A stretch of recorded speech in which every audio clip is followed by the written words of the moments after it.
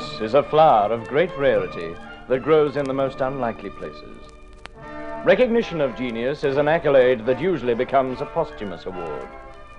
Certainly, this is true of the man called simply O.Henry, master of the tale with a twist, and one of the greatest storytellers of all time. The O.Henry Playhouse, dramatizing some of the most diverting stories ever told.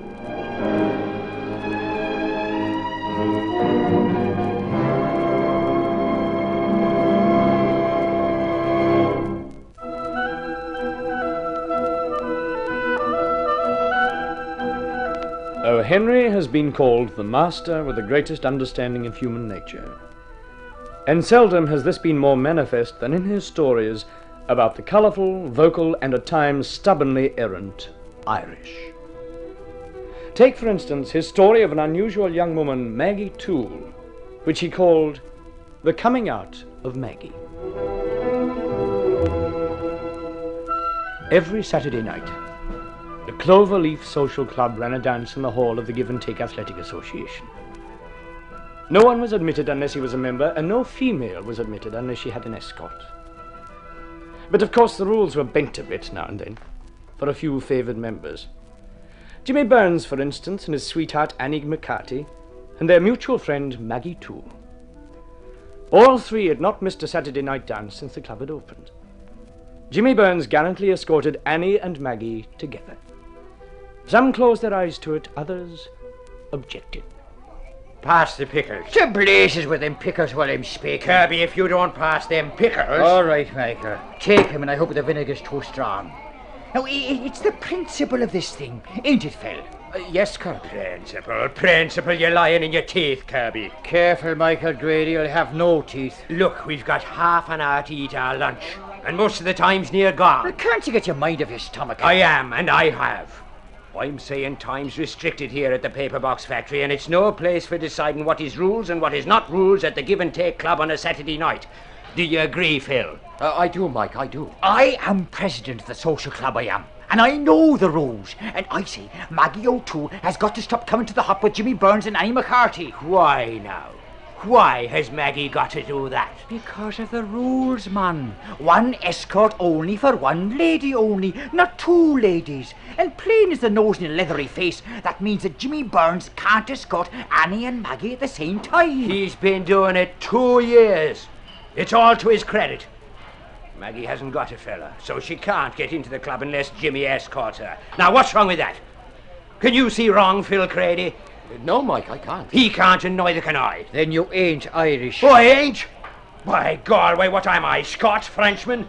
What's this half-moon face if it ain't Irish? We're losing the point of the argument. Now, ain't that Irish too? Now listen, Michael. And why shouldn't you listen before I bust you on?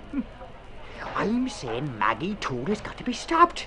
I'm saying no self-respecting Irish girl tags along with Annie and Jimmy 2 years, slips into the hop and slips out again, and never a glance right or left, never a bit of a flutter does she give the eligible, fine, upstanding Irish bachelor members. Now, is that right? Ain't marriage an institution? Ain't Maggie ready for that institution? Well, Kirby, if you're putting it like that... I am. That's what I'm saying. There's principles involved. Now, you hold on, Kirby. I've heard enough. You leave Maggie alone. By heavens, let her take her time and find a fellow for herself without you pushing her. I won't have it. I won't, do you hear? Well, what's this? The quiet boy of the paper box factory wouldn't say a boo to man or boy. Suddenly ups and gets his paddy up. I never thought I'd hear the like from you. Oh, pipe down. And I'm telling you to leave Maggie alone. She's a wonderful girl. Oh, we're right behind you. A wonderful girl. Well, that she is. Haven't I been saying so, Michael, in so many words? In so many words, you've been making trouble for her. But, Phil here, Phil Crady, did you ever see a man declare himself so sudden? A real dark horse, begorra. Who'd have thought he was sweet on Maggie? Who'd have thought?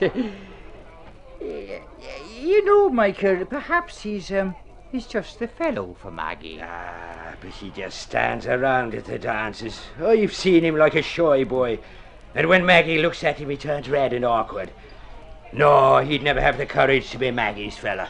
Well, he might, if he was pushed into it, so to speak. And tell me, how would you go pushing him, Kirby? Now, it's a funny thing you should ask, because a thought has just crossed me mind. If you're willing to listen, I'm willing to go all the way. Mind you, we'll need help from your own good woman and mine as well. Our wives? Oh, I don't know, Kirby. I don't like bringing the women into any business of ours.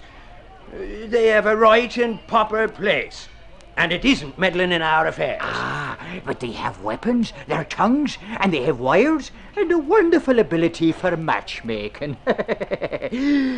Listen now. Pass the pickles again, and then maybe I'll be listening.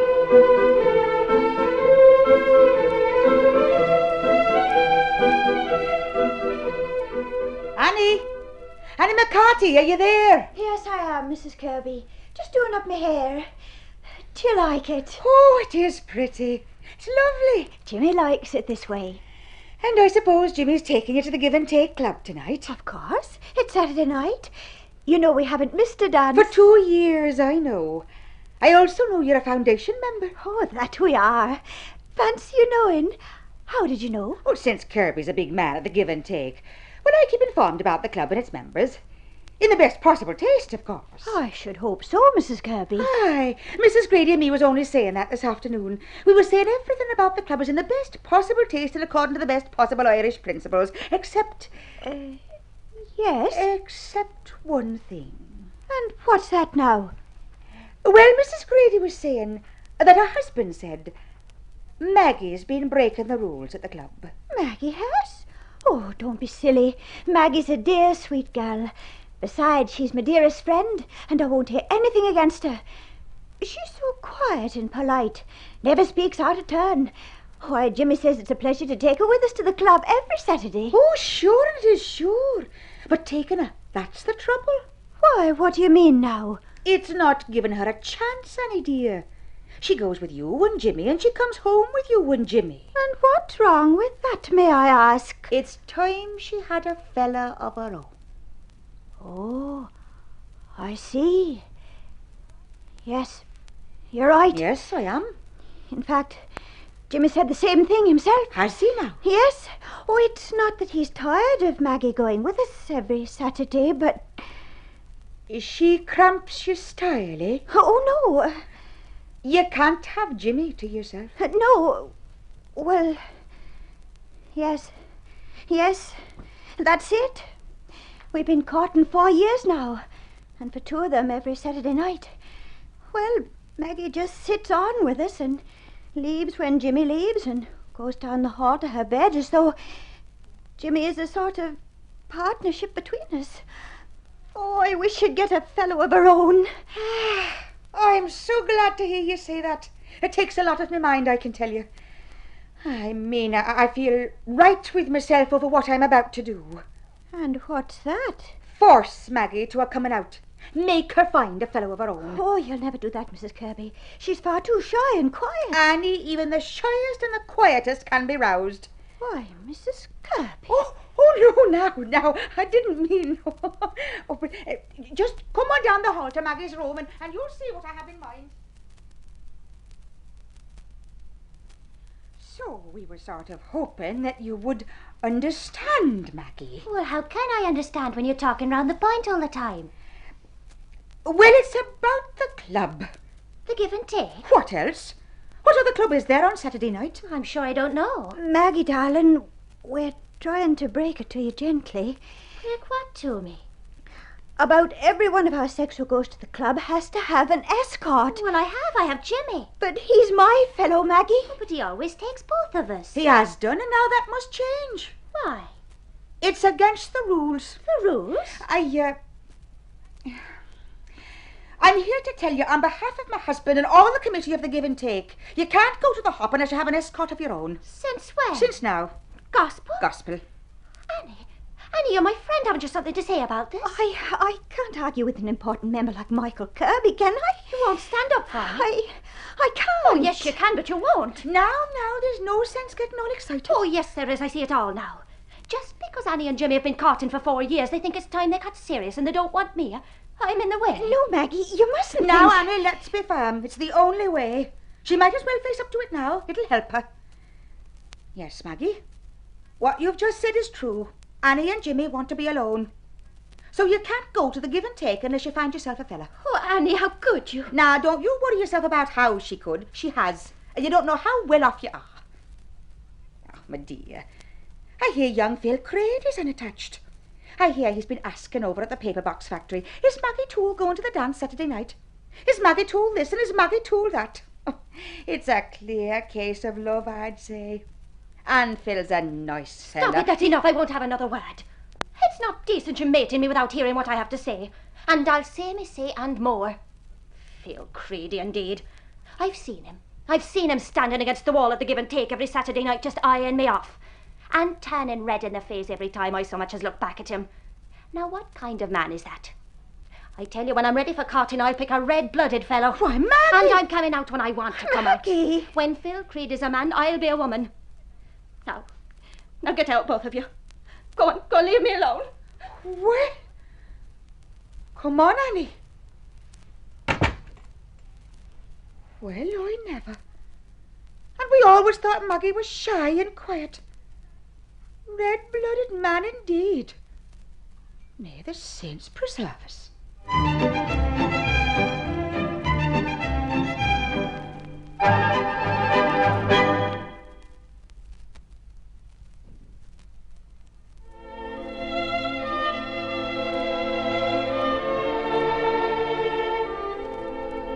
A gloom hung over the living room of the Kirby apartment. Kirby brooding with his elbows on the table. Young Phil Creedy staring at nothing, and Molly and Annie exchanging knowing glances, but not daring to repeat what they had seen and heard in Maggie's room. Molly simply said that Maggie had accepted the edict that unless she had an escort, she could no longer attend the Saturday night hop at the Give and Take Club. Then, being Irish as well as a woman, Molly turned suddenly to her husband and said, Kirby, it's all you're doing. What is? This entanglement. My doing me foot. It's the rules of the club. The rules. Where's the Irishman alive who doesn't bend the rules, whatever they are and wherever they are? Now see what you've done. You've broken up a friendship between Annie and Maggie, and you're breaking poor Maggie's heart. Oh, no, Molly, it's not that bad. I'll admit Maggie doesn't want to go to the hop with Phil here, but then she might still find a fellow. Oh, no, she won't. Oh, now, Phil, lad. She won't, I tell you. There's a lot of fish in the ocean. Fish in the ocean, pebbles on the beach. There's only one. Maggie Toole. Then try telling her, not me. Go on, try it. Maybe she'll listen. After all, you're Irish, ain't you? You can talk, can't you? Wait a minute, Kirby. The poor sweet boy can't put himself in that position. What position? What are you talking about now? Humiliating himself. Oh, so he'd be humiliating himself calling on Maggie, would he? Well, look at him now. Have you ever seen anything more miserable and pathetic? He couldn't feel worse. Could you, Phil? No. Oh, if only Maggie would give me a chance. Just go to the dance with me once. Well, I know I'm no prize, and my knees turn to jelly every time I look at Maggie, but... Oh, Mrs. Kirby, what did she say about me? Well, nothing really. No, not as I recall. Did she, Annie? Oh, no, and nothing as I recall either. Oh, what a couple of twisters you are. Maggie. I'm not going to apologise for walking into your house like this, Mrs. Kirby, because you're a hypocrite if you're polite to your enemies. No, Maggie girl, take it easy. You and your rules. I'm trying to matchmate between me and Phil Creedy here. All right, I'll admit it. Please, Kirby. Oh, stand up and say your piece, Phil. Yes, why don't you? Well, go on. Well, I Maggie, I... See, what did I tell you, Mrs. Kirby? No red blood. No? Red blood? Exactly. And if I'm coming out... For mercy's sake, Maggie, not here. Well, I am coming out. I'm coming out tonight. I've just talked with a fellow I know and admire. He works on the next block, drives a truck for Mr. Harris. And he's a man. A good-looking fellow. Dark with a dark moustache and big black eyes. Irish as Irish. He doesn't sound it at all. What's his name? As if I'd be telling you. Oh, go on, Maggie, tell us. Harris has a lot of Italians working for him. Italians? Me Irish with an Italian fellow? His name's O'Sullivan, and what's more Irish than that? Terry O'Sullivan. No, Brian O'Sullivan. And Brian is escorting me to the Give and Take tonight. Why, Maggie, dear, that's wonderful news. A fella all your own. Well, there's nothing more to say, is there now? Oh, yes, there is. I'm telling you once and for all, no one in the Give and Take or over at the paper box factory is going to pick my future for me. And no one's going to stop me going to the dance. And in future, Mr. Kirby, I'll thank you to keep your rules where you keep your Sunday newspaper. Rules, indeed. Oh, something tells me it's not all over yet. You know, I think I know everyone for miles around, but I can't place any Brian O'Sullivan who's dark with dark eyes and a moustache. I can't either. Can you, Phil? No. It seems to me this fellow came along too pat. And it seems to me a fellow with dark hair and dark eyes and a moustache is more likely to be Italian than Irish. O'Sullivan, eh? We'll see. Now, Kirby, you've caused enough trouble.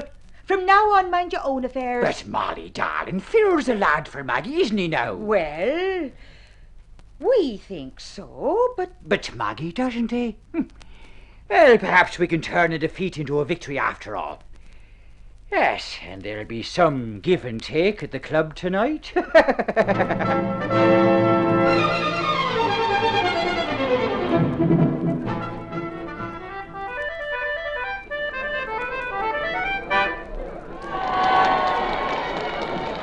Oh, thank you, me love. That was breathtaking, but I'm thirsty. Kirby? Yes?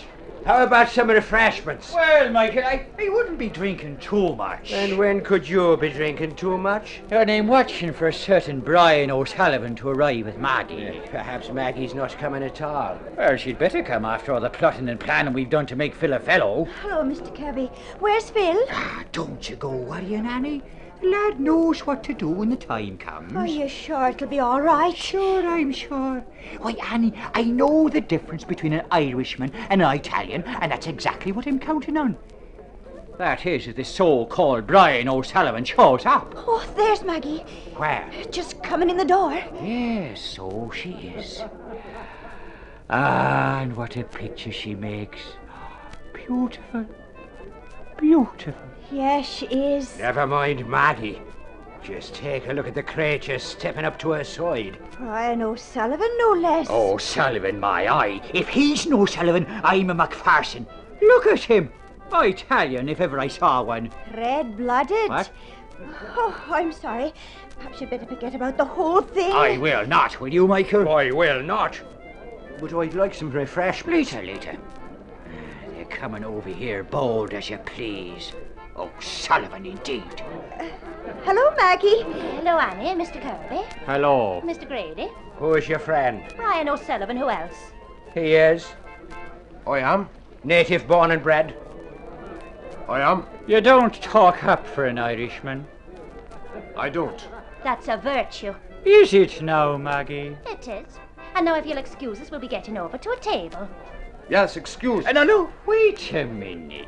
Maggie, there's something I want to see you about. It won't take a minute. Could we go over to the restroom? Well, I suppose so, but Brian doesn't mind, do you, Brian? No. Come on, Maggie. I won't be a minute, Brian. You know what a minute is with the ladies, eh, O'Sullivan? We got time to down one. Come on, Mike.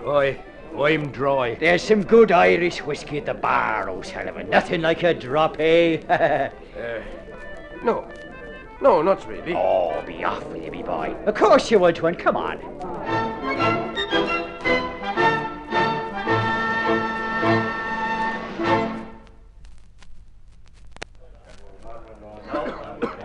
Oh, there. O'Sullivan's got a frog in his throat, Michael. Sure he has. Thump his back. I will that.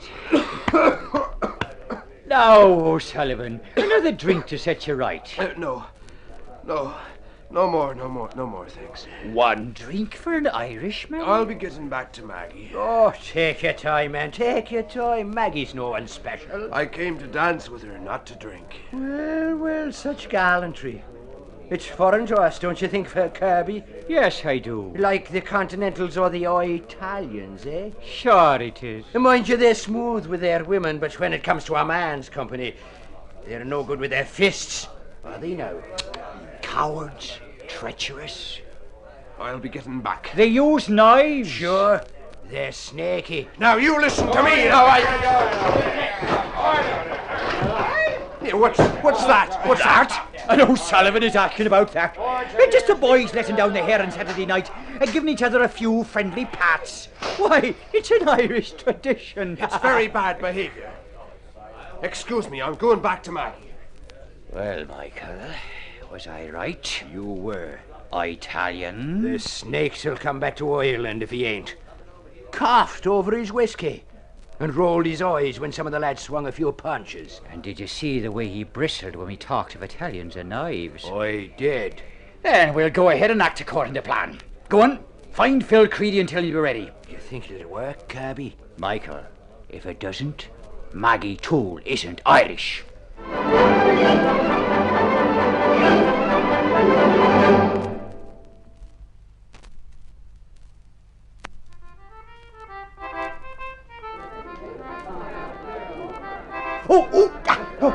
Who shoved me? Now, Kirby, you've got to expect some pushing and shoving at a dance like this. O'Sullivan shoved me. I suppose he couldn't help it. He's showing off to Maggie. O'Sullivan! Yes? Oh, don't act all innocent and polite. You shoved me! Well, supposing it did, so what? I'll show you what, Maggie Toole. I'll show you what. Come here, O'Sullivan. What do you want? Aside from the shoving, there's something else on me mind. You say your name's O'Sullivan. Well, no one knows you here. O'Sullivans in this district know one another. You escorted one of our lady members here, and we want a chance to make good. Phil Creedy? Yes, Kirby. Isn't it a fact you know every Irishman in this district? I do. All the Sullivans included? I do. Now, to be fair, we'll ask Phil here to give an expert opinion before we take action. Phil, is this man an O'Sullivan or not? No, you're a liar. Oh, he is he? Well, tell him, Phil, tell him. If he's got a family tree, let's see a few historical O'Sullivan buds come out of it. Or we'll dig it out of him by the roots. Yes, all right, let's see. Come on, we're waiting. Now keep away from me. Give us answers or we walk right over you. Oh, no, you won't. Kirby, be careful. Someone do something. O'Sullivan's got a knife. What? O'Sullivan draws a knife, and O'Sullivan puts up his fist like a man. Tell him, Phil. He's Italian, and he came here under false pretenses. Yes, you did. Oh, Kirby, please. Tell him, Phil. O'Sullivan, or whoever you are, you've insulted Maggie Toole. And for insulting our women, we got a special room for that. It's called the Slaughterhouse, and it's over there behind the band, And what this modest man is trying to say is, he's taking you into that room, and he's going to thrash you and throw you into the street. Oh, but Phil's no match for this man. Oh, wait and see. You don't know, Phil. Come on, boys. Into the room with those Sullivans, so called. Here, let me go. We will when we've done with you. Michael, Jimmy, Phil, all the rest of you flatten him. Right. Now, throw him out.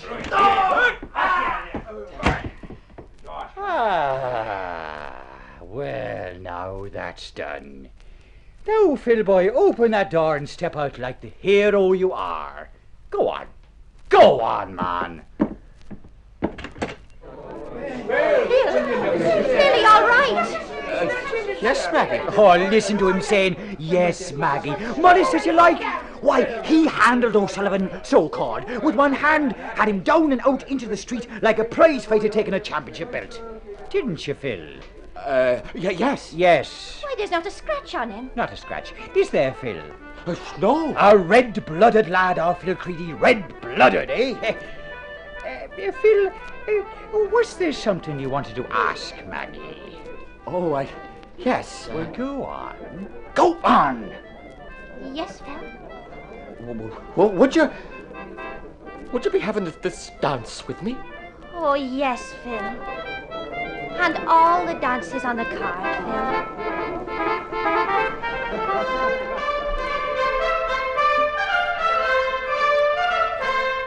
The world of O.Henry was a fascinating forum in which the poor and the wealthy, the sad and the gay rubbed shoulders in the most diverting fashion. Each had a story to tell. This was one of them. brought to you in the O.Henry Playhouse.